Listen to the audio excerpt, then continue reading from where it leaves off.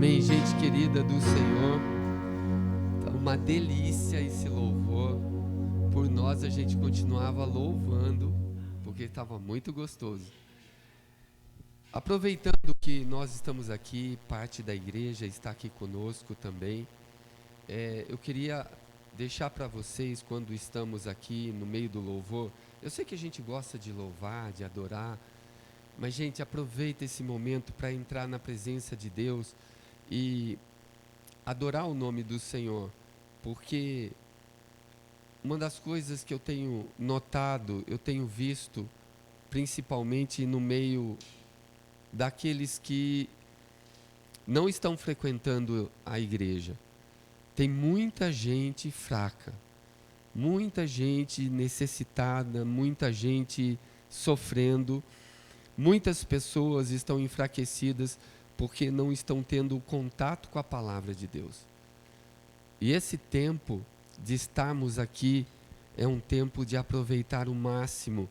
É interessante que algumas pessoas disseram assim: pastor, que saudade da igreja, que vontade de estar no culto, como faz falta a igreja. E quando tinha culto, toda semana não vinha. Né? Mas o Senhor é bom.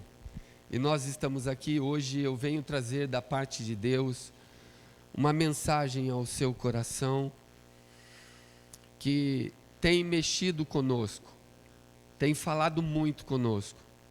E nós temos tentado passar de todas as maneiras, até num ato desesperado. Gente, acredite, nós temos tentado passar até mesmo de uma forma desesperada para que todos possam ouvir essa palavra. Estamos chegando no fim. Eu nunca imaginei que nós chegaríamos no final e eu poderia ver isso. Eu, sinceramente, no pouco tempo que tenho caminhando com o Senhor, eu acreditava que veria a volta do Senhor. Eu veria Jesus, eu acreditei que a minha geração veria Jesus. Mas eu tenho que falar com você que eu não esperava ver as pragas, eu não estava preparado. Esse texto de Mateus 24, apesar de conhecê-lo, eu não estava preparado, eu não me preparei para vivenciá-lo. E nós estamos vivendo os últimos dias. Você querendo ou não, gostando ou não, aceitando ou não, acreditando ou não, você vai ver coisas espantosas acontecer daqui para frente. Eu costumo dizer que cada geração que passou aqui na terra experimentou o seu apocalipse. Cada geração que veio para cá, de uma forma ou de outra, enfrentou pragas, ais, destruições, muitas pessoas morreram, e cada geração acreditava que Jesus estava voltando, quando enfrentava o seu apocalipse.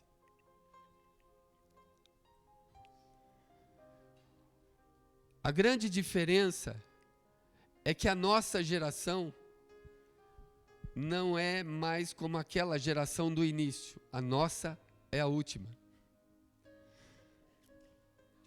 Todas elas experimentaram suas dores, seu tempo de despertamento, de juízo, mas não era a última geração e nós estamos no tempo do fim. Eu quero ler em 1 Tessalonicenses capítulo 4, dos versos 13 a 18, aqueles que têm suas Bíblias, por gentileza, podem abrir. E, de maneira rápida, nós vamos falar um pouquinho sobre isso. Não quero, irmãos, não queremos que vocês sejam ignorantes acerca dos que já dormem, para que não vos entristeçais como os demais que não têm esperança. Se cremos que Jesus morreu e ressurgiu, cremos também que Deus trará mediante Jesus e com ele aqueles que nele dormiram. Prestem atenção nessa palavra. Se nós cremos que pela palavra do Senhor Jesus ressuscitou, morreu e ressuscitou, nós também cremos que Deus trará, mediante Jesus, todos aqueles que nele dormiram. Dizemos a vocês pela palavra do Senhor que nós, que estivermos vivos e ficarmos até a vinda do Senhor, certamente não precederemos os que dormem, pois dada a palavra de ordem. Verso 16 é um versículo muito forte. Dada a palavra de ordem, com a voz do arcanjo, o mesmo Senhor descerá do céu com um alarido, com voz poderosa, com voz de arcanjo e com a trombeta de Deus.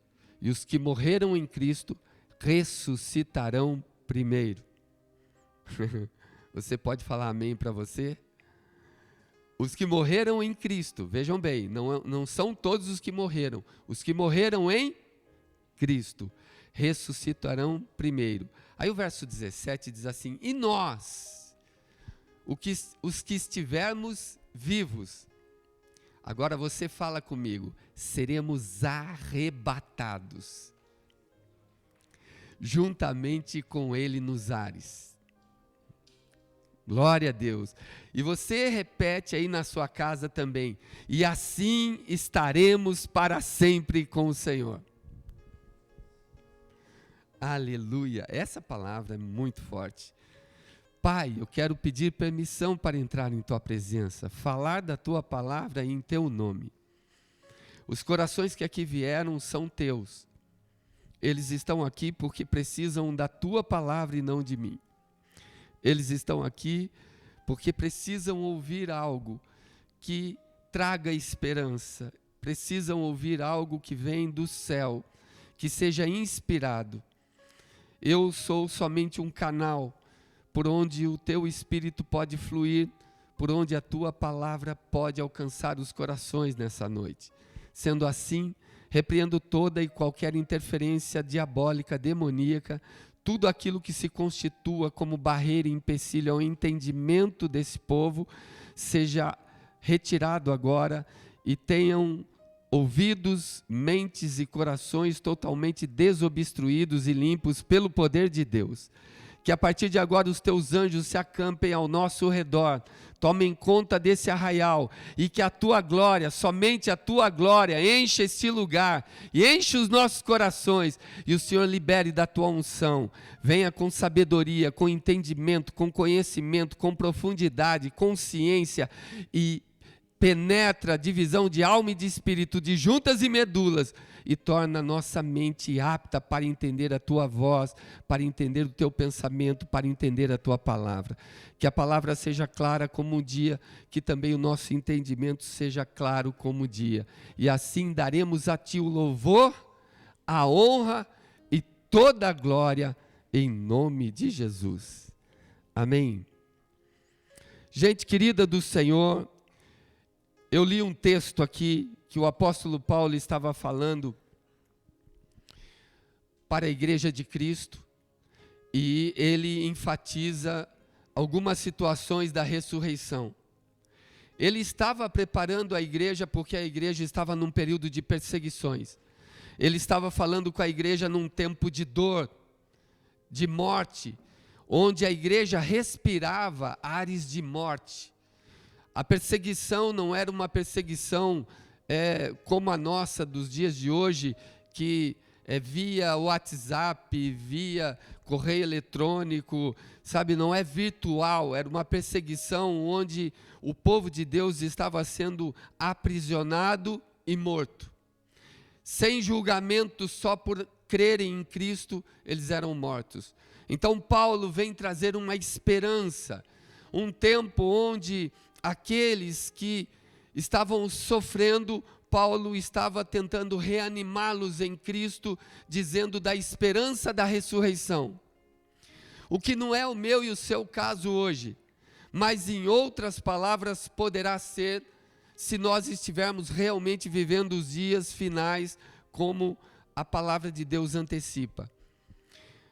Eu li uma reportagem recentemente que o Vaticano, ele viu que o sistema financeiro global, ele está destruído, está falido, e está lançando uma proposta para os líderes mundiais, para as grandes religiões, os líderes de grandes religiões, para que se forme um sistema único de governo, de igualdade, para que se haja paz na terra. Essa ideia não é uma ideia do Vaticano. Essa ideia não é uma ideia do Papa. Essa ideia está descrita no Apocalipse antes mesmo que houvesse qualquer Papa. Essa ideia estava já registrado no livro sagrado, que um dia as religiões se unirão, haverá um ecumenismo, onde tentarão implantar uma só religião, uma só moeda, uma só língua, um só sistema político, debaixo de um só líder. E acreditem, antes que isso tudo acontecesse, haveriam sinais que nos orientaria. E a Bíblia diz que quando vos disserem a paz e segurança, de repente sobrevirá repentina destruição. A Bíblia está sempre nos avisando, e nós somos a geração do fim. Nunca em toda a história nós tivemos uma geração tão descomprometida com a moral, com a moralidade. Nós nunca tivemos em toda a história tanta corrupção, às claras, à luz do dia. Geralmente corrupção se pratica às escondidas, mas a Bíblia diz que nos últimos dias estarão escancarados. Os pecados dos homens estarão diante de suas faces, sem causar rubor, sem causar aquele ar de espanto, onde eles confessariam os seus pecados rindo, zombando. A Bíblia diz que nos últimos dias, a mentira engoliria a verdade, porque receberia um poder de Satanás para encobrir a verdade por um tempo, para enganar talvez os escolhidos. A Bíblia diz que nos últimos dias, nós teríamos filhos tão desobedientes que nos envergonhariam, os pais. E que os pais não teriam autoridade sobre os seus filhos. E que os pais não dominariam mais os seus filhos. A Bíblia diz que nos últimos dias, a vida na terra seria engolida pela mentira, pela falsidade, pela desonestidade. E hoje vocês que fazem negócios sabem do que estou falando. Uma assinatura não é garantia de negócio mais. Tudo que se fala não se cumpre. E a palavra de Deus, ela vem nos trazer os sinais e dizendo que o tempo está findando. A hora está chegando. E a nossa vida está voando. Eu queria dar alívio a vocês, porque a palavra do Senhor, ela me traz algum conforto, mas eu vou falar algo para despertar você, sua casa, sua família, sua história, a sua vida com Deus. Em 1 de Timóteo, no capítulo 4, verso 1, a Bíblia diz assim: mas o Espírito expressamente diz que nos últimos tempos, ou nos últimos dias, alguns apostatarão da fé, dando ouvidos a espíritos enganadores e a doutrinas de demônios. Isso mesmo. Como é que é? O que é se apostatar da fé? Apostatar é abandonar a verdade. É alguém que andava na verdade, é alguém que tinha um princípio e ele simplesmente abandona pelo curso desse mundo. E a Bíblia diz que é o Espírito quem diz. O Espírito é aquele que prescruta as profundezas de Deus. É aquele que consegue ver e transmitir o interior do coração de Deus. Por isso é que ele chama Espírito. É o fôlego de Deus, é a própria vida de Deus. E a própria vida de Deus diz que nos últimos dias, muitos apostatarão da fé só por um motivo: dando ouvidos a espíritos enganadores e a doutrinas de demônios. Nunca na terra nós tivemos tanta gente se perdendo. E a Bíblia diz assim, que eles, pela hipocrisia de homens que falam mentiras, são hipócritas. Está na cara que aquilo não é verdade. Você sabe que não é verdade, você não pode desmenti-lo. Hipocrisia é quando você vê que a pessoa fala uma coisa e faz outra, ou aquilo que ele fala não é aquilo que o coração dele sente. Ele fala só para te convencer e você sabe disso. Nunca houve tanta hipocrisia, passeia pelo nosso cenário político, e você já sabe o que eu estou falando. A terra toda foi tomada por uma doutrina de demônios. Espíritos enganadores cauterizaram a consciência do homem. E muitos sabem dentro de si o que estão fazendo. A Bíblia fala, e eu aqui não quero falar das grandes religiões, apostasia por causa das religiões que estão por aí e que não creem no Evangelho, não. Apostatar é alguém que anda no caminho e deixa de andar.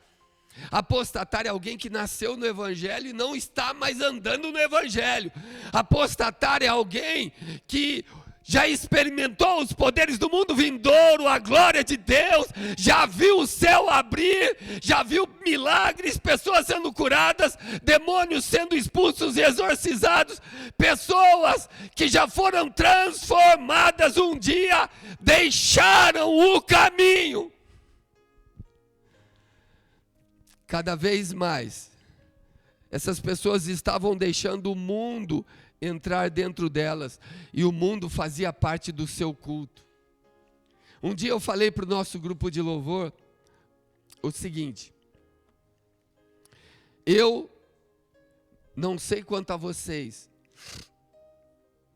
mas sem ser fanático, mas ser um adorador, só por ser um adorador, eu não estou falando fanático, nem fanatismo, estou falando só por ser um adorador, eu jamais cantaria uma música que não exalte, que não glorifique, que não adore o nome do meu Deus.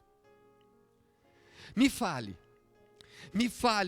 com sinceridade, se você soubesse que alguém morreu por você, e quando ele morreu, ele deixou alguma coisa: adore somente a mim. Você sabendo que ele morreu só por você, você adoraria outro ser? Você hoje vai me dizer não. Mas muita gente que já encontrou Jesus, danças que são sensuais do inferno, porque dizem querer se divertir, dizem querer se alegrar, precisam tirar todo o estresse.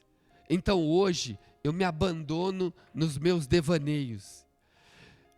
Outros se entregam à cachaça, à bebida e falam: estou cansado de lutar, agora eu vou dar um tempo, eu vou me desgastar um pouco, eu vou me desestressar e eu vou me abandonar aí. E outros dizem: olha, quer saber? Agora eu vou aprontar todas por um tempo que eu cansei de ser certinho, eu cansei de andar correto. Então, aqui vem uma contrapalavra para todos os que pensam assim. Jesus nunca pensou: por quê? Me arrependo de ter morrido por você, me arrependo de ter morrido por ele, me arrependo de ter morrido por ela. A Bíblia diz que ele foi fiel até o fim.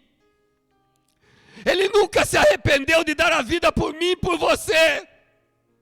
Nem passa pela cabeça dele, pelo coração dele, que eu e você não estejamos andando conforme os seus desígnios, e ele de repente vire as costas e diga: olha, não valeu a pena, pai, porque para ele a Bíblia diz que ele é advogado para sempre diante de Deus por nós. Ele advoga a minha, a sua causa. A Bíblia diz que as pessoas se apostatam da fé quando não dão ouvidos aos detalhes. Que detalhe? Detalhe do culto, detalhe do que se oferece, detalhe do que se recebe, detalhe da oração, detalhe da entrega, detalhe do louvor, detalhe da adoração, detalhe da comunhão, detalhe da intimidade. Quando nós não prestamos atenção nisso, o mundo entra. Então eu pego toda a modernidade do mundo e ensino no culto e torno o culto diferente. Ele pode ficar diferente. Não quer dizer que ele seja um culto aprovado. Toda mistura que fazemos em Deus, tiramos Deus da essência. Toda mistura que você faz nessa massa, você tira o gosto dela. O Evangelho é puro. Ele é o poder de Deus para a salvação de todo aquele que crê. Por isso que cada vez mais nós temos pessoas fracas na fé.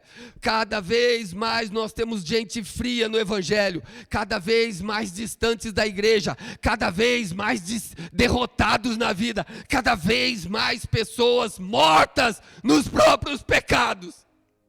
Sem força para se levantar.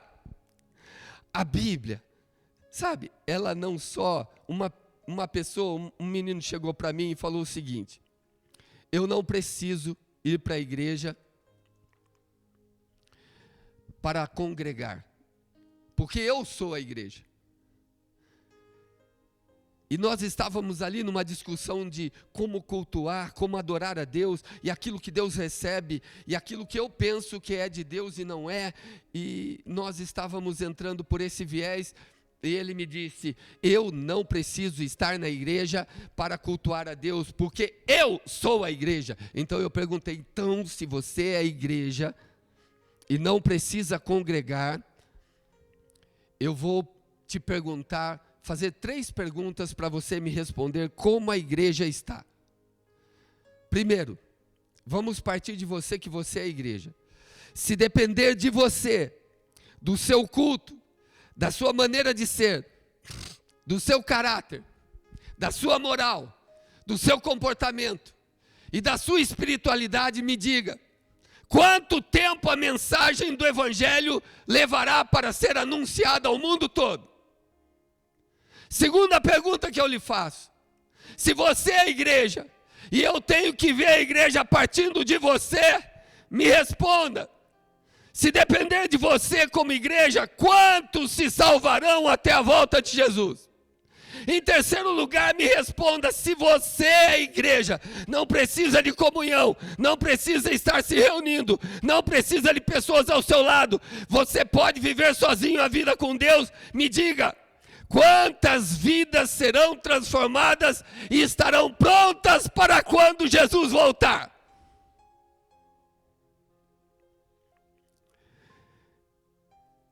Ele ficou me olhando, como vocês estão me olhando aqui. Meu Deus do céu, só olhares aqui.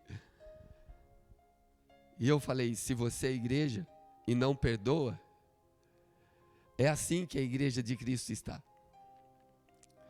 Se você é igreja e não se humilha, e não reconhece o próprio erro, e que vive embriagado no próprio orgulho, é assim que a igreja de Cristo está.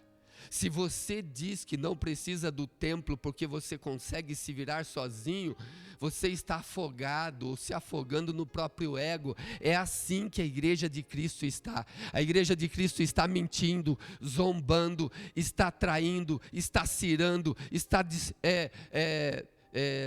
desconstruindo vidas, pessoas, porque ela vive mais na proporção do olho por olho e dente por dente. É uma igreja que desconfia, é uma igreja que reclama, é uma igreja que grita, é uma igreja que mente, é uma igreja que murmura, é uma igreja que rouba, é uma igreja que toma, é uma igreja que se aproveita do momento. É assim que você quer que Jesus volte?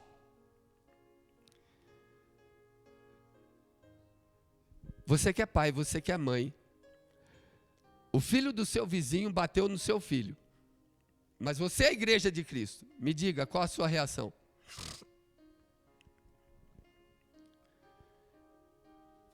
Tudo bem, vamos falar do ponto fraco, que eu sou avô.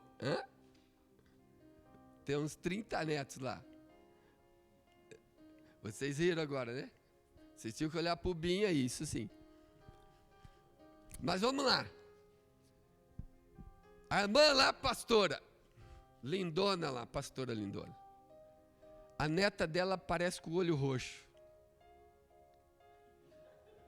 Viu só? Resposta, nem esperou. Viu? Como tinha uma resposta. Eu falo, você é a igreja de Cristo? Então é desse jeito que a igreja está? Se eu sou o termômetro, veja aí como é que a palavra entrou.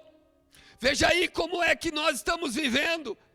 Eu lhe digo, essa é a igreja que não consegue perdoar, é a igreja que faz inimigos por causa de partido político, é uma igreja que faz inimigos por causa de time de futebol, é uma igreja que faz inimigos por causa da própria placa da igreja. Essa é a igreja. Você acha que Jesus vai voltar para essa igreja?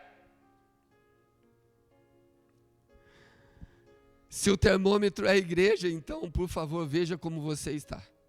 Porque eu também tenho outro tipo de igreja, que no mundo está havendo uma explosão pentecostal, no mundo todo está havendo uma explosão neopentecostal de culto, onde cada vez mais o tradicional vai saindo de moda, está entrando a unção neopentecostal e varrendo toda a terra.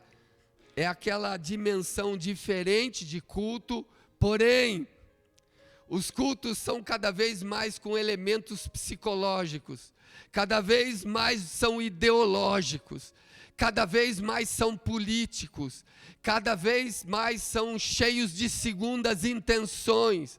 Os cultos são mais uma reunião de associados, de gente que tem que investir. Os cultos, eles se tornam até financeiros. Numa mesma reunião se tira 2, 3 ofertas em nome do crescimento, propagação do evangelho, nome de Deus, mas infelizmente Deus nunca vê esse dinheiro. Cada vez mais nós estamos como igreja fazendo cultos e campanha de fé, quando não tem nada a ver com fé. De fé mesmo não tem nada, porque tudo que se faz na campanha se paga, e essas pessoas, elas só não são mais enganadas, porque elas são totalmente ignorantes do que a palavra de Deus diz.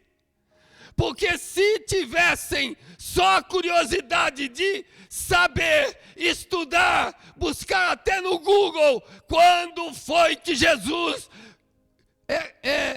comprou ou vendeu ou cobrou por alguma bênção, eles descobririam que essa campanha não é de fé. E nós chamamos isso de igreja. E chamamos de igreja de Deus. Nós temos uma série de fatores que estão trazendo juízo ao mundo. Hoje eu quero falar sobre um tema: mude a sua eternidade, porque muita gente está pensando que vai para o céu e não vai. Muita gente está pensando que está no caminho e não está. Está à beira do caminho.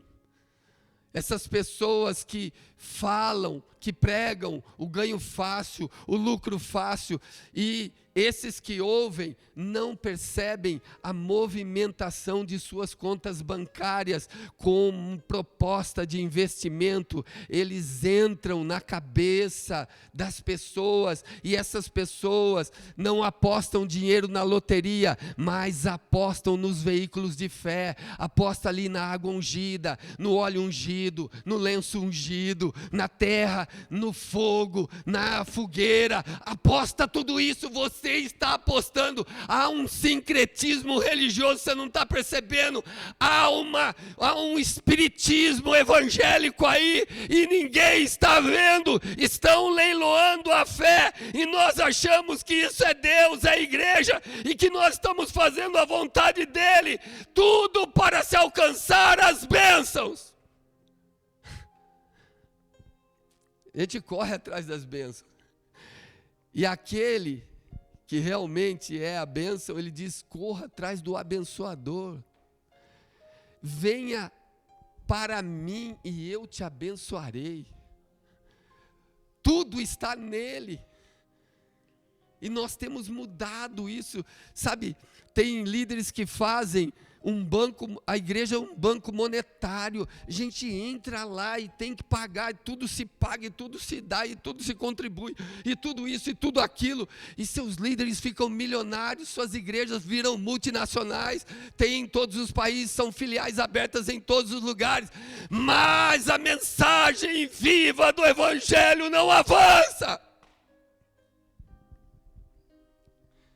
Jesus vem buscar uma igreja viva. Jesus só vem buscar uma igreja viva. Jesus só vem buscar aqueles que foram lavados e remidos no sangue do Cordeiro, aqueles que o aceitaram como Senhor e Salvador. E a Bíblia diz que ele não tem nada a ver com autoajuda. Ele não tem nada a ver com Freud, com Lacan, com Sócrates, com Platão, com Aristóteles, com cultos de sabedoria humana, cheia de coaches, cheia de mentores, onde as pessoas são ensinadas a viverem bem aqui. Não foi para viver aqui que o meu Senhor morreu. Ele morreu para me garantir um lugar na sua glória. Aqui ele já te deixou ciente. No mundo, João 16:33, no mundo tereis aflições, mas ele não te deixa sozinho. Ele falou: não vou te deixar sozinho nessa. Você não vai passar por essa tempestade sem proteção. Mas tem de bom ânimo, bom ânimo, bom ânimo, porque eu venci o mundo.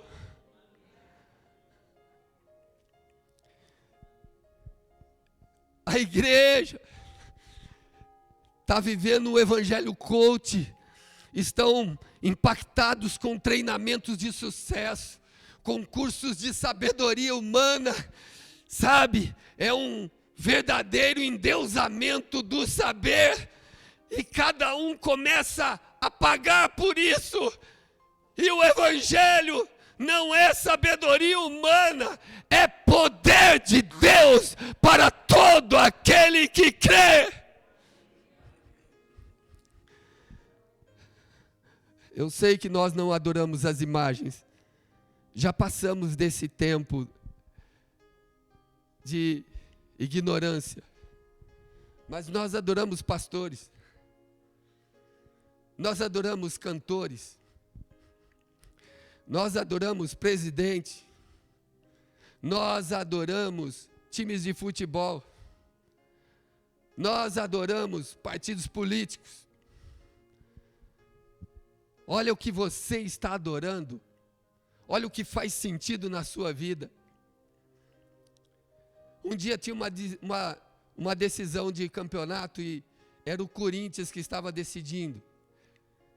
E alguém falou para mim, foi até o Edson: para quem você vai torcer? Eu falei: vou torcer para o Corinthians. Ele falou: tá doido? Dois palmeirenses conversando, nunca ia torcer para o Corinthians, né? Eu falei: vou torcer para o Corinthians só por causa do Ezequiel. Senão o Ezequiel entra em depressão, não vai para a igreja e eu tenho que interceder, cuidar da vida dele. Vou torcer para o Corinthians.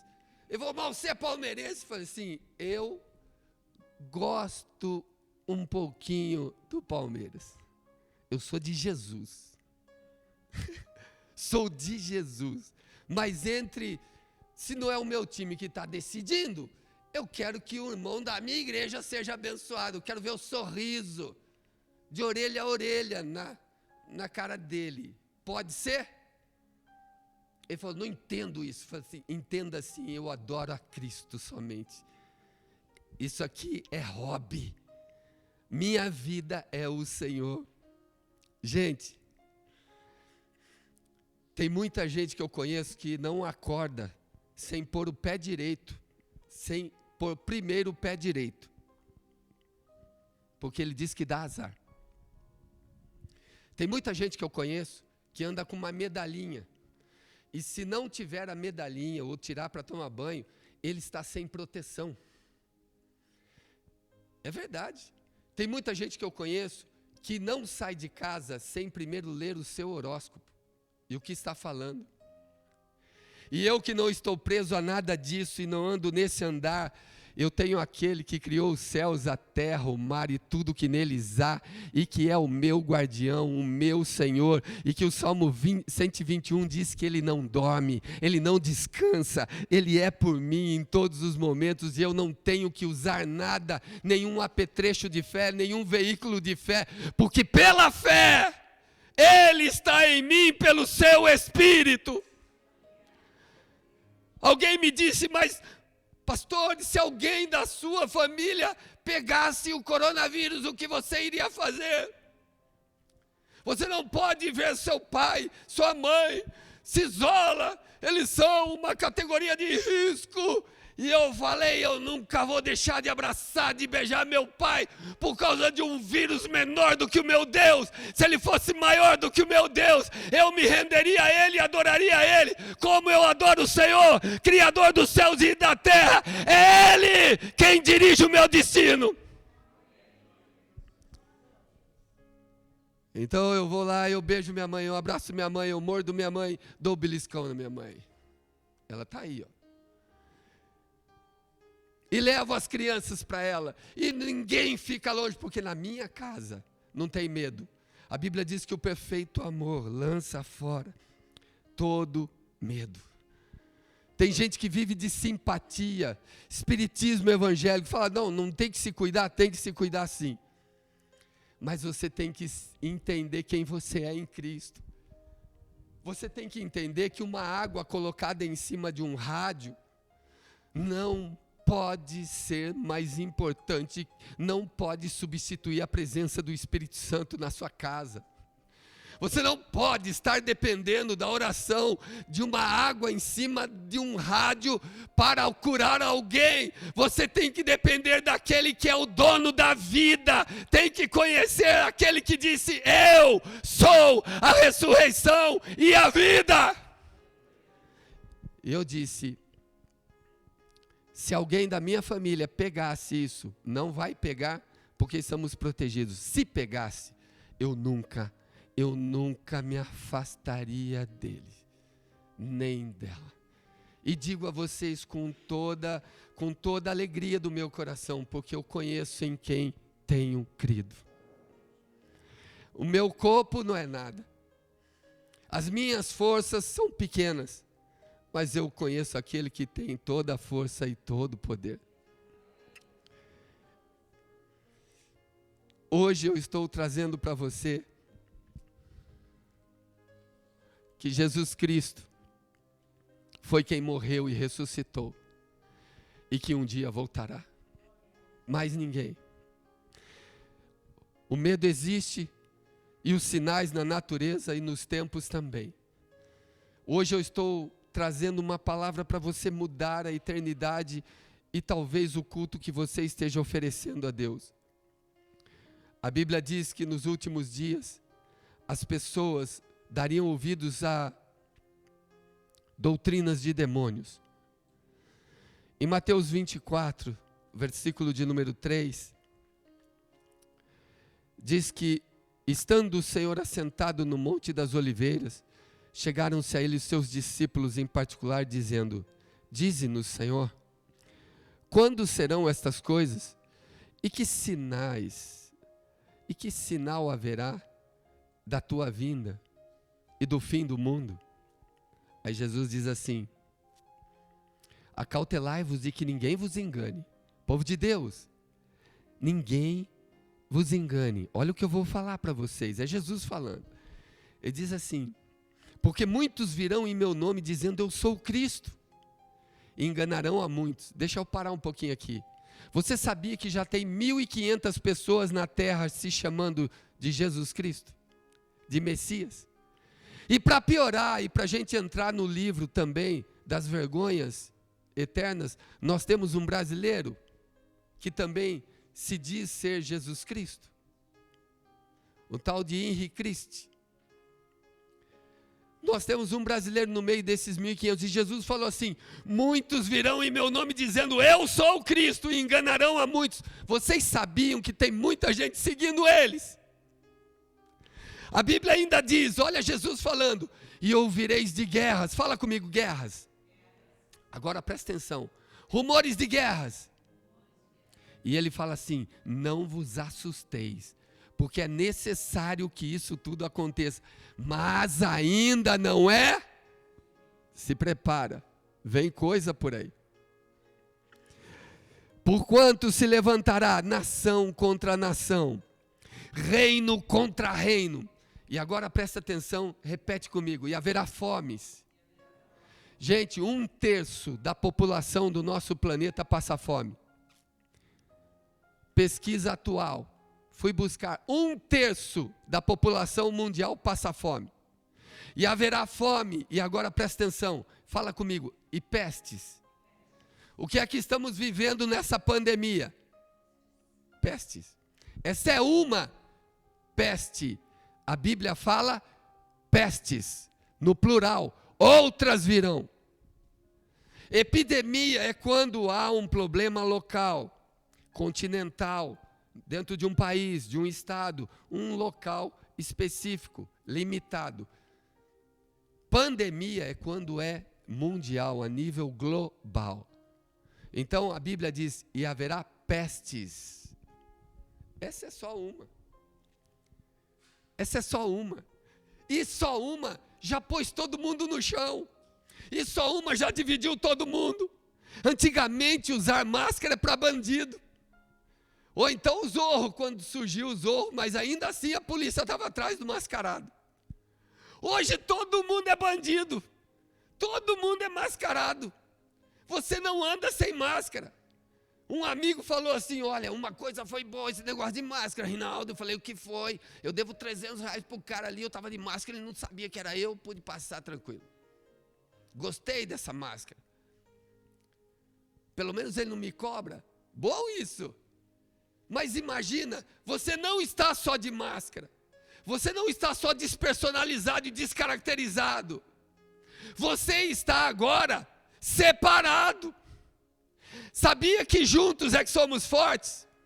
Sabia que quando nos separamos e todos nós ouvimos a mesma mensagem, isso nos enfraquece? Quando nós nos separamos e ouvimos o caos, os noticiários, os canais lixo de comunicação da vida, nós nos enfermamos. A peste vem e entra na nossa casa. Separar o povo.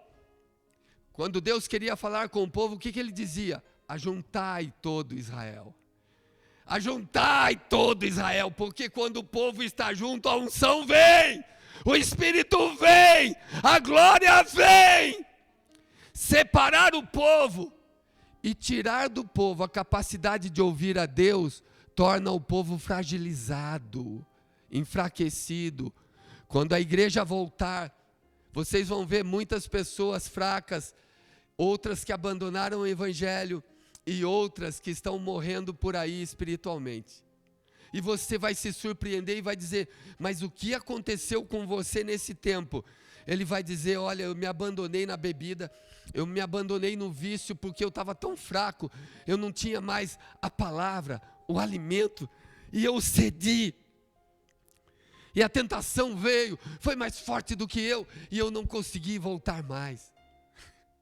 Nós vamos ver isso, gente. Porque é uma estratégia do inferno separar o povo e fazer o povo ouvir uma voz só, porque essa é a ação do anticristo, governar o mundo, é uma preparação. Eu estou falando, mude a sua eternidade, é uma preparação. Aquele que tem ouvidos ouça, aquele que puder entender, que entenda, aquele que conseguir discernir essa mensagem, que abrace, que acate para si, porque essa é uma estratégia que estava escrito pelo apóstolo João há 2000 anos atrás. Ele não sabia o que era internet, ele não sabia o que era rede social, ele não sabia o que era uma estação espacial, ele não sabia o que era um GPS, mas ele disse que o objetivo no final dos tempos seria um ser levantado por Satanás, governar o mundo com uma só língua, com uma só ideia, com uma só direção, com uma só moeda. E ele disse, e ele, para governar o mundo, para ter todo mundo marcado por ele, vai botar um chip, ou na mão direita, ou na testa, assim ninguém vai poder comprar, nem vender, nem negociar, nem viver, se não tiver a mão.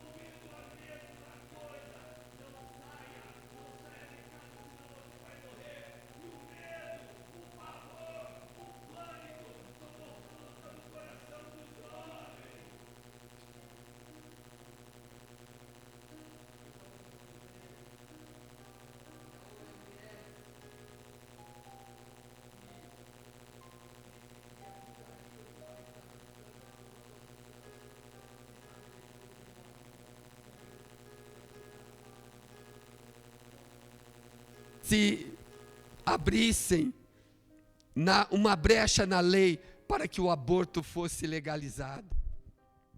A OMS, aborto na Bíblia é crime de sangue. A OMS, financiado pela China e por vários países comunistas. Gente, como é que nós vamos aceitar isso? Nós estamos calados. O povo de Deus ainda tem voz.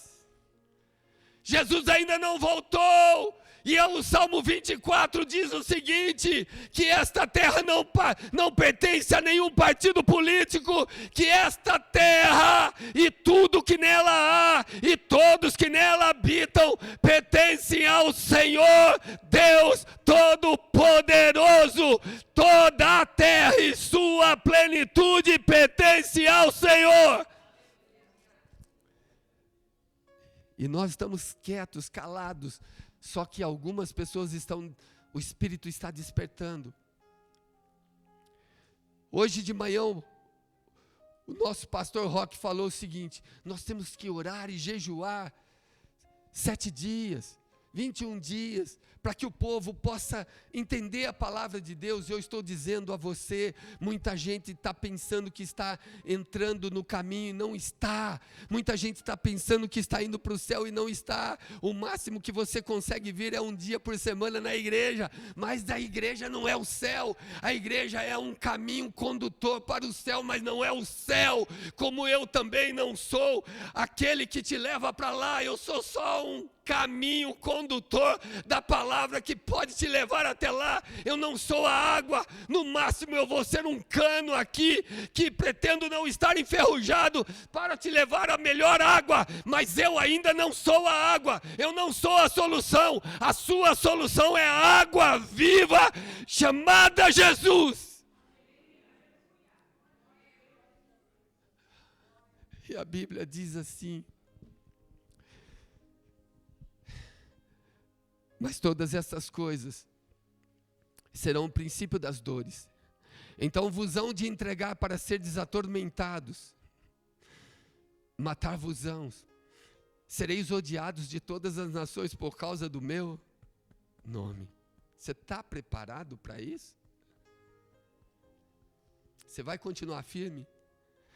E se você tiver com uma enfermidade e tem orado muito para ser curado e não foi curado, quantas vezes você entrou no quarto e brigou já com Deus?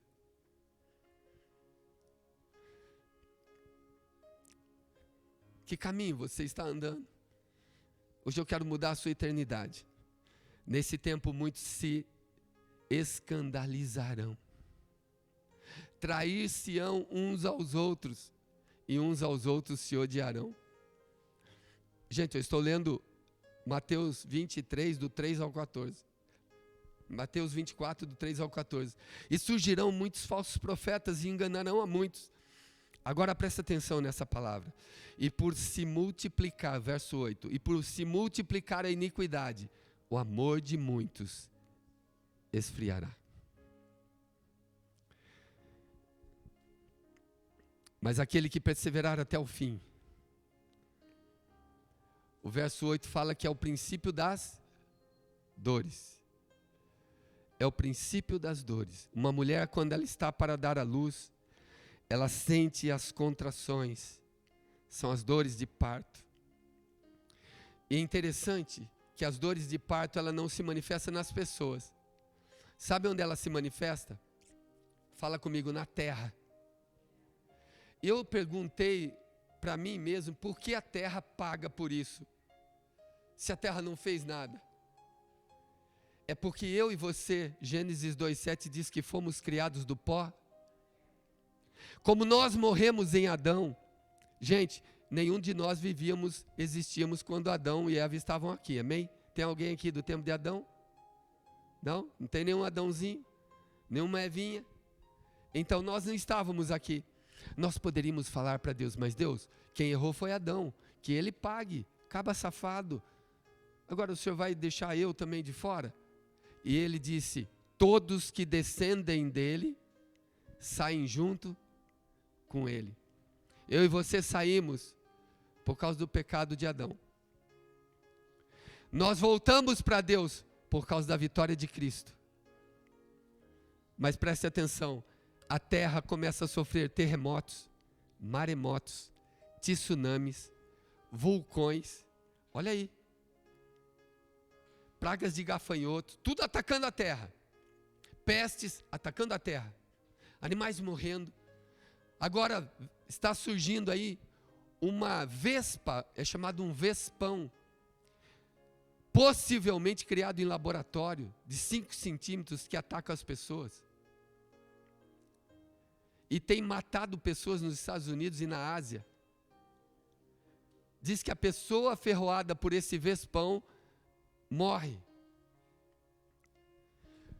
Nós estamos vendo, e a terra toda passando por isso, e a Bíblia diz que coisas piores virão, o mundo sofrerá, a natureza sofrerá. A Bíblia diz no livro de Isaías que a terra cambaleia como um ébrio e balança igual uma rede de dormir.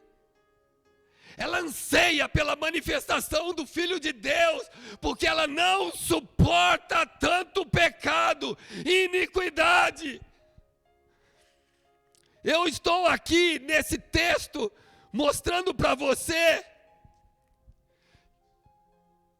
exatamente o que Jesus falou, que nesse verso 10, diz que nesse tempo muitos se escandalizarão, eles vão se trair, escândalos, vão se odiar, escândalos, orgias, homossexualismo, lesbianismo, masoquismo, pessoas roubadores, incesto, estupro, pornografia, luxúria, tudo vai vir sobre os habitantes da terra por causa desse espírito de engano. Nós estamos vivendo um tempo de traições, um tempo onde está se endeusando o sexo. Não se vende um carro sem colocar uma mulher seminua ali, não se vende uma lingerie sem uma mulher seminua, não se vende uma roupa, não se vende nada sem instigar o sexo, sem apontar para o sexo, sem chamar atenção sexual. Nós estamos nesse tempo de escândalo. Estamos vivendo um tempo onde nunca a terra passou. Escândalos e tragédias, segundo o verso 10, marcarão esse tempo. E ainda, a Bíblia não para aí. O mundo, gente, pode ter evoluído nos seus pecados, nas suas loucuras, mas a palavra de Deus permanece para sempre. O mundo pode ter evoluído e todo mundo falar: ah, pastor, não é assim, a real é outra. Entra no clima, vai na vibe, porque o verso 12 diz assim: por se multiplicar a iniquidade, o amor de muitos esfriará. Meu Deus do céu. É o aumento da pecaminosidade. É o estado de corrupção a nível alarmante. É o roubo, o assalto à mão armada. E as pessoas estão rindo. São leis anti-Deus, leis anticristãs, leis antifamílias. Nós estamos vendo a proliferação da iniquidade. Leis que são aprovadas no Congresso. Hoje, já aprovaram no Brasil o casamento de pessoas do mesmo sexo. Deu uma parada de falar nisso, de ensinar isso, porque esse governo não aceita. Mas o governo anterior estava escancarado e havia agora guerra contra a família. A Bíblia diz que a pecaminosidade vai atingir um nível jamais imaginado. Quando é que você imaginaria seu filho ser doutrinado sexualmente numa sala de aula? Quando é que você imaginaria leis liberando a pedofilia? Quando se imaginaria ideologia de gênero? Diz que o homem, a mulher, tem mais de 37 gêneros. Ele pode ser girafa, pode ser elefante, pode ser leão, pode ser homem, pode ser mulher, pode ser bi, pode ser tudo o que quiser. Ele é Deus, como a nova era ensina. Você imaginou isso um dia? Que princípios seriam quebrados desse jeito? Aquilo que era errado ontem, pecado ontem, hoje é verdadeiro, hoje é aceito. Hoje a mentira, a verdade de ontem virou mentira hoje. Então quem trai e é esperto, que ontem era condenado, hoje é ovacionado. Romanos, eles só se esqueceram de uma coisa. Que Romanos 1:25 ainda permanece. Diz assim: e trocaram a verdade de Deus pela mentira, e adoraram e serviram a criatura antes que o Criador. O que eu vou falar agora vai chocar vocês. Jesus não virá num tempo de ajustes morais, onde todo mundo está no seu lugar, onde cada um se comporta direitinho. Jesus não vai voltar num tempo de paz, segurança, alívio financeiro, folga emocional, gente curada. A Bíblia diz que o dia do Senhor virá como um ladrão de noite, e será trevas e não luz. Esse mundo vai ser sacudido pela presença do poder de Deus. Essa terra vai levar uma volta do poder de Deus, e a glória do Senhor vai envolver esse planeta. A Bíblia diz que ela será sacudida como uma figueira que está perdendo seus frutos. Quando alguém quer o fruto da figueira, ela é mole, ela não quebra fácil, mas você sacode ela com toda a força. A Bíblia diz que a vinda dele será de acordo com o poder dele. O céu e a terra vai tentar fugir, não vai conseguir. E ela diz que ela será sacudida como figueira, que Deus quer colher frutos. E a palavra do Senhor diz que no céu aparecerá o sinal do Filho do Homem. Milhões e milhões de anjos invadirão esse planeta, e a glória do Senhor encherá esse lugar. E Paulo diz: quero que vocês não sejam ignorantes quanto à vinda dele, Primeiros que morreram no Senhor vão ser ressuscitados. Depois nós, os que estivermos vivos, subiremos de encontro ao Senhor nos ares. E Ele completa: e estaremos para sempre com o Senhor. Estar para sempre com Ele, eu vibro mais que um gol.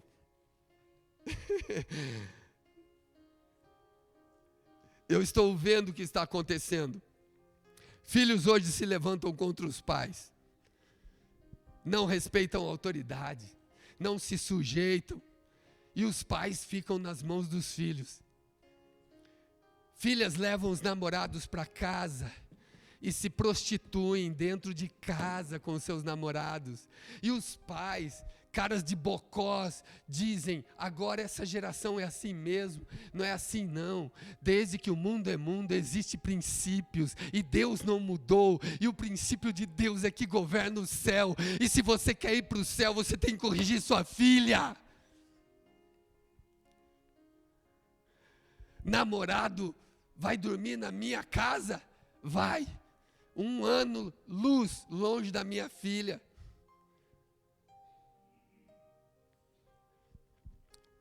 Eu estou vendo o que está acontecendo. Ah, mas o meu filho é uma bênção. Ele toca, ele canta, ele prega, ele é uma promessa de Deus, mas dorme com a namorada. Isso é prostituição. Hoje é modernidade, todo mundo é de todo mundo. Para Deus ninguém é de ninguém. Para Deus, com quem você se unir, você se torna um com ele ou com ela. Onde é que nós estamos indo? Eu não sei. Eu só estou querendo te dizer que você pode mudar de eternidade hoje. Não sei que caminho você está trilhando, nem que pai frouxo você está sendo, nem que mãe desregulada você está sendo, para levar a sua família para o inferno. Ou vocês assumem o que Deus deu de autoridade e coloca dentro da sua casa. Uma vez eu falei para minha filha: enquanto você morar aqui é do meu jeito, e o meu jeito é o que eu entendo dessa palavra. Sempre será em amor por você, mas será baseado nessa palavra. Porque eu quero ir para o céu, gente. Não tem ninguém aqui que foi mais pecador do que eu. Eu duvido um de vocês ser mais pecador do que eu. E se Ele me resgatou, me restaurou, me perdoou, pode restaurar, resgatar e perdoar você também. Se Ele mudou a minha eternidade de inferno para o céu, Ele pode salvar você também. Eu vejo o homossexualismo se espalhando como fogo. As pessoas estão saindo do armário. É cantor saindo do armário. É filho de pastor saindo do armário. E a postagem nas redes sociais do povo de Deus, da própria igreja, é assim: olha, que bom que você fez isso. Pelo menos você se libertou. Agora você está vivendo. Cada um tem que cuidar da sua própria vida. Que bom que você se encontrou, conta comigo. Espera aí, você ama essa pessoa que você viu, que se desviou e entrou, se enveredou pelo homossexualismo? Você ama? Então por que você não abre a boca pelo amor de Deus, ao invés de incentivá-lo no pecado? Se você sabe o que a palavra de Deus diz, que todo homossexual vai para o inferno, como que você fica calado, vendo ele se perder, porque ele tomou uma decisão de se libertar? Isso é abominável ao Senhor. Eu vou ler uma coisa aqui. Não mintam contra a verdade. Muita gente tem vontade de falar e não fala porque quer ser legal. Você está ajudando o outro a se perder. Nós somos o povo que tem um compromisso com a verdade. E a verdade, ela pode ser falada de várias maneiras. Fale a verdade em amor, mas fale a verdade, porque pode ser a última chance dele de ouvir uma palavra de verdade. Eu vou ler aqui em Romanos 1, 24. Segura aí para você ver o que está escrito aqui. Eu sei que os homossexuais, lésbicas, bi, trans e um monte de coisa que existe aí por trás desse trem, eu sei que todo mundo começa a procurar textos bíblicos que reforcem a sua decisão. É gente que busca a aprovação de gente do lado e fala: o que você acha da decisão que eu tomei? Para outra pessoa do lado falar: olha, foi legal, você foi corajoso, você foi corajosa. Foi nada, foi nada. Você deu um passo para a morte, você deu um passo para a abominação, segundo a palavra de Deus. E eles vivem procurando um jeito de amenizar a notícia para dar à família. Olha como minha mãe vai receber, só sabendo que eu sou lésbica, eu tenho que ter muito cuidado. Meu Deus, meu pai, como ele vai ver, porque eu sou agora um homossexual. Eu penso muito, e eles ficam ali se frustrando. Mas tudo que eles encontrarem apoio, eu vou lhes dizer, não será suficiente quando enfrentarem o aguilhão da palavra de Deus. Eu não sou homofóbico. Eu amo gente que vive nesse mundo de homossexualismo. Eu não compactuo com o que eles fazem. Digo mais, eu não, a palavra de Deus. Romanos 1, 24, diz assim: porque Deus entregou tais homens à imundícia,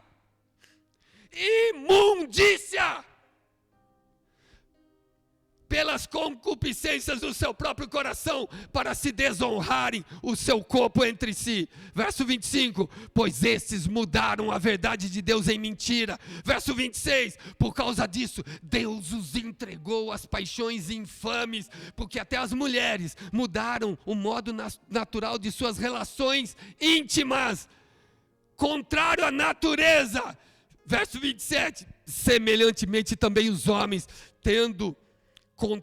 deixando o contato natural da mulher, se inflamaram em sua sensualidade, mutuamente cometendo torpeza. Homens com homens, recebendo em si mesmos a merecida punição do seu erro, e por haverem desprezado o conhecimento de Deus, o próprio Deus os entregou a uma disposição mental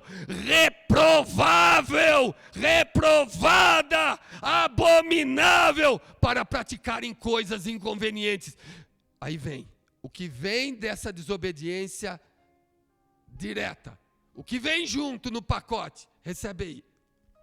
Ah, mas o meu chefe é assim, ele é tão legal. Não estou dizendo dele. Não estou dizendo que ele não é legal. Nem estou dizendo que ele não merece ser salvo. Eu estou dizendo que o céu fala do que ele faz. Olha lá, verso 28. Verso 29. O que é que vem junto no pacote com a homossexualidade, com o lesbianismo? Eles vão ser cheios de toda a injustiça, malícia, avareza, maldade, possuidores de inveja, homicídio, contenda, dolo, malignidade. Vão ser difamadores, caluniadores, aborrecidos de Deus. São aborrecidos de Deus, insolentes, soberbos, presunçosos, inventores de males, desobedientes aos pais, insensatos, pérfidos, sem afeição natural e sem misericórdia. E o verso 32 termina assim: ora, conhecendo eles a sentença de Deus, e que são passíveis de morte, o que tais coisas praticam. E agora segura. Para quem gosta, não somente eles que fazem, mas também todos os que os aprovam. Vira para alguém que está do seu lado e fala assim: pelo amor de Deus. Fala assim: eu não devia ter vindo para o culto hoje. Fala assim: até agora eu estou esperando Deus falar comigo. E Ele só fala com você. Fala, é só bordoada em você. Então uma pessoa chegou para mim e falou assim, pastor, eu tenho que aceitar, senão eu serei homofóbico. Então, eu disse, aí a pessoa disse assim, a igreja não está pronta para amar esse tipo de gente. E eu falei o seguinte, e Deus, você acha que ama? Deus ama. Eles estão fazendo isso porque acreditam que isso é amor. E 1 João 4,8 diz que Deus é amor, correto? Correto. Deus ama? Ama. Então em todo o Novo Testamento Deus falou mais do inferno do que do céu. Deus avisou mais como é o inferno do que como é o céu. Se Deus que ama e Ele é amor e falou do inferno para a pessoa não ir para lá, é porque Ele sabe como é o inferno, pelo amor de Deus. A igreja pode aceitar a todos, mas a igreja não aceita tudo. Esse é o ponto. Amar o pecador é uma coisa, aceitar o pecado dele é outra. Eu amar, ou respeitar, valorizar o homossexual é cidadania. Agora, eu aceitar a prática dele é outra coisa. E a Bíblia diz que pela multiplicação da iniquidade, fala comigo, o amor de muitos esfriará. Gente, eu vou terminar esse momento que, infelizmente, eu não vou conseguir.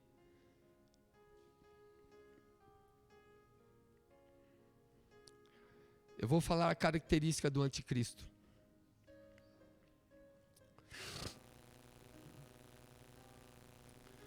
Eu não vou ler Apocalipse 13, que eu ia usar como pano de fundo, porque eu quero falar, o anticristo vai ser uma pessoa, um líder político, militar, vai ser uma pessoa de extrema capacidade para governar. Preste atenção nisso. Você pode ver surgindo um grande líder mundial aí. Ele pode ser um presidente e, se for, será um grande estrategista, será um grande articulador. Ele vai colocar todos debaixo do seu domínio, e para isso ele precisará de um só governo, ele precisará de uma só moeda, ele precisará de ter o controle mundial, ele vai ter que dominar a ONU, a Unesco, ele vai ter que dominar a OMS, ele vai ter que ter controle total sobre tudo aquilo que foi implantado como estrutura pela nova ordem mundial. Aquele que tem ouvidos, pelo amor de Deus, ouça. Chegou a hora de você orar pelo mundo, não mais pela sua nação. Chegou a hora de nos prostrarmos diante do Todo-Poderoso, antes que chegue o dia em que o sinal será implantado na mão ou na testa. Você que pensa estar caminhando com Deus, está rompido com seus pais, você está no inferno. Você que pensa que está indo para o céu e não consegue perdoar o seu irmão, está indo para o inferno. Em Mateus capítulo 7, do 13 em diante, fala dos dois caminhos, da porta larga e da porta estreita. E a Bíblia diz que são poucos os que entram pelo caminho estreito, mas na porta larga são muitos os que entram. A Bíblia diz em Lucas 16, a partir do verso 20, na parábola de rico e Lázaro, onde o rico morre, Lázaro também morre, e Lázaro acorda no céu, e o rico acorda no inferno. Então desenvolve-se um diálogo, e no meio do diálogo, ele diz: Senhor, manda Lázaro aqui colocar o dedo na água, molhar a ponta do dedo e pôr na minha língua. Você sabe o que é sede? Você sabe o que é o inferno? É um lugar onde não tem água, onde você é sufocado de sede, e a morte não pode te matar. É aquela agonia constante, perpétua. Ele diz para aliviar a minha sede, fala para ele colocar o dedo na água e só molha a minha língua. E a Bíblia diz que o inferno é um lugar onde o bicho não morre e o fogo não se apaga. Será que vale a pena segurar o seu orgulho? Será que vale a pena segurar o seu ódio contra a sua esposa, contra o seu marido? Será que vale a pena ficar declarando para o céu que quer a morte da sua mulher, que quer a morte do seu marido? Será que vale a pena você encarar esse juízo e enfrentar essa eternidade sem Deus? A Bíblia fala em Mateus 24, dos versos 37 em diante, que como foi nos dias de Noé, assim será também a vinda do Filho do Homem. Quer ver como eram os dias de Noé? Porque nos dias anteriores ao dilúvio, o homem comia, bebia, churrascada, festa, aniversário, casamento.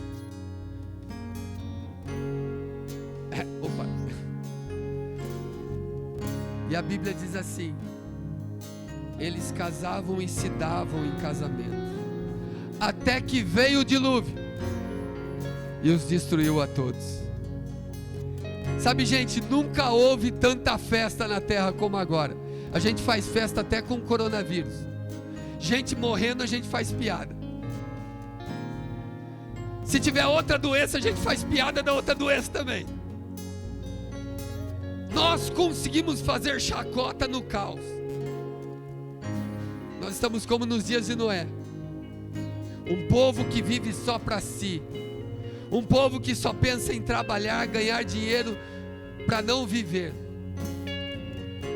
E a Bíblia diz: até que veio o dilúvio e destruiu a todos.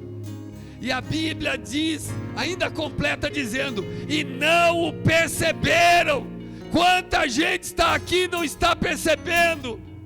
A Bíblia diz assim, que quando Jesus voltar, assim será também na vinda dele. Está todo mundo curtindo, todo mundo viajando, todo mundo pecando, todo mundo se divorciando, todo mundo se machucando, todo mundo se odiando, até que ele veio. E a Bíblia diz assim: assim será também a vinda do Filho do Homem. Então estarão dois no campo, um será levado, o outro será deixado. E estarão dois moendo no moinho, um será levado, o outro será deixado. E ele diz: vigiai, pois, porque não sabeis quando o vosso Senhor vem.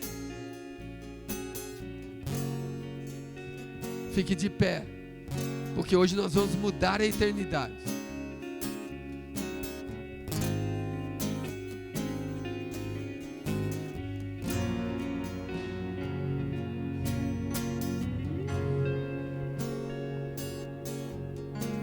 Quantas pessoas pensam que estão servindo a Deus e não estão? Estão servindo a si mesmos. Estão vivendo para si mesmos. E hoje Deus me mandou aqui para mudar a sua eternidade. Você tem coragem de voltar para o lugar que você jamais deveria ter saído? Você tem coragem de pedir perdão para quem você machucou? Você tem coragem de perdoar aquele que te feriu lá atrás? Hoje o Espírito de Deus está falando com você. Mude a sua eternidade. Tem muita gente pensando que vai para o céu, mas está indo para o inferno. Está ouvindo a voz da serpente, a voz do orgulho, a voz da justiça própria. Que Deus fale ao seu coração nessa noite. Que o Espírito do vivo Deus inunde a sua vida, a sua casa, a sua família e te salve nesta noite. pois para isso eu vim. Eu vim só porque um dia Deus me perdoou. Eu não merecia estar aqui. Eu não merecia estar onde estou e fazendo o que faço. Há muito era para já ter deixado o mundo dos vivos. E a graça de Deus me alcançou. Me tirou do pasto e me colocou no trono da sua glória. Tudo para dizer a você que você pode mudar a sua eternidade hoje. Vem para Jesus. E você aí na sua casa, ore, peça perdão a Deus, reconcilia-te com teu Deus. Não fique perdido porque um pastor falhou com você. Pastores são homens, mulheres que também erram, que também são atingidos, afligidos, atacados, também sofrem. A única diferença entre você e eles é que Deus escolheu eles para uma finalidade e um propósito, e você para outro. Mas todos nós, tanto os pastores como as ovelhas, precisam da graça do Senhor para entrar no céu. Todos nós carecemos da glória de Deus. E a diferença talvez dos pastores para você é que os pastores conseguem pedir perdão. Então amoleça seu coração hoje. Libera perdão para o seu pai. Libera perdão para sua mãe. Libera perdão para aquele tempo em que você foi violentada. Libera perdão para o sócio que te roubou.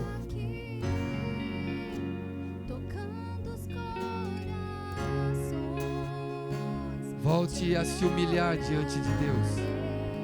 Conserta a sua vida. Volta para o lugar onde Deus te chamou. Tenha coragem. Falta muito pouco. Daqui a pouco os céus vão se abrir e a glória do Senhor vai se manifestar. Daqui a pouco esse mundo vai ser sacudido pelo poder de Deus. E tudo aquilo que você segurou não valeu a pena.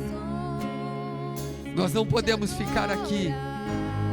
Temos que ser marcados para a eternidade, para morar com Ele nos céus. Vamos morar com Ele nos céus. Abandona a ira. Respeita os valores de Deus, da família, os princípios. Respeita a sua liderança. Quebra o seu orgulho. Volte a perdoar, volte a amar, volte a viver. Receba a promessa de Deus na sua vida hoje. Meu Deus, esse é quem tu és. Meu Deus é um Deus de milagres, Deus de promessas, caminho no deserto, luz da escuridão. Meu Deus, esse é quem tu és.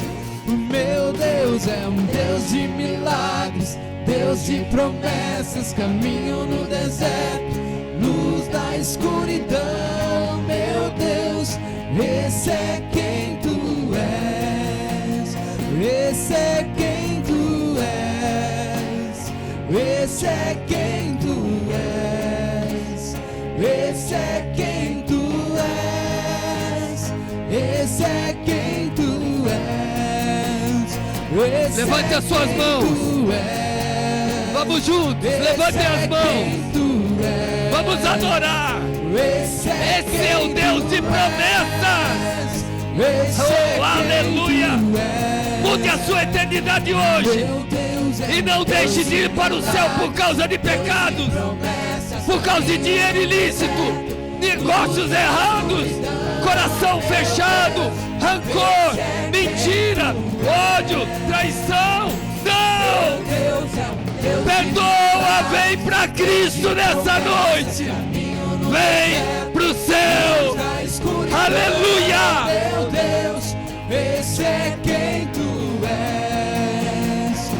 Meu Deus é um Deus de milagres, Deus de promessas, caminho no deserto, luz da escuridão. Meu Deus, esse é quem tu és. Me sustenta até quando eu não vejo. Me sustenta. Vocês que estão com as mãos levantadas aqui, pois tu estás. Pega uma delas. A mão direita, no controle. você coloca ela para o céu, em direção ao céu, como um canal catalisador de graça, assim, vida de Deus. A mão direita do sacerdote era para abençoar e para ungir. Então você vai levantar a mão direita para o céu. A mão esquerda você vai pôr no seu coração. Vai ficar nessa posição aqui, ó. Estás no controle, pois tu estás. Vai curvar a sua cabeça, vai inclinar seu coração e vai orar comigo agora. Hoje nós vamos mudar a eternidade. Estás no controle. Aleluia! Tu estás no controle. Me sustenta até quando eu não vejo. Me sustenta até quando eu não sinto. Pois tu estás no controle. Pois tu estás no controle. Me sustenta até quando eu não vejo. Me sustenta até quando eu não sinto. Pois tu estás no controle. Pois tu estás no controle. Deus de milagres, Deus de promessas, caminho no deserto, luz da escuridão. Meu Deus, esse é quem tu és. Aleluia! E você ora assim comigo. Onde você estiver agora, segura seu coração e fala assim: coração, Jesus disse que você é enganoso mais do que todas as coisas. Eu fui pelos meus sentimentos e pequei contra o céu, perdi a promessa, saí do caminho, errei feio, mas hoje eu volto a ouvir a voz do Filho de Deus, aquele que é a ressurreição e a vida. E eu ouvi Ele chamar o meu nome. E aquele que é a vida me põe de pé novamente pelo poder de Deus. Me põe no caminho novamente pelo poder de Deus. E você que havia perdido a esperança, ouça essa palavra. A Bíblia diz assim: há esperança para a árvore, ainda que cortada, ao cheiro das águas, ela brotará novamente.